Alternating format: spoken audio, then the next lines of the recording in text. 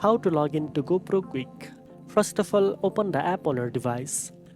On the home screen, you will see options for create account, sign in, and continue as guest. Tap on the sign in button. Next, choose your preferred login method. You can sign in using your email and password or continue with Apple, Google, or Facebook. If you select email, enter your registered email address and password carefully. After entering your details, tap on the sign in button to access your account. If you enable two-factor authentication, follow the on-screen steps to complete the login process.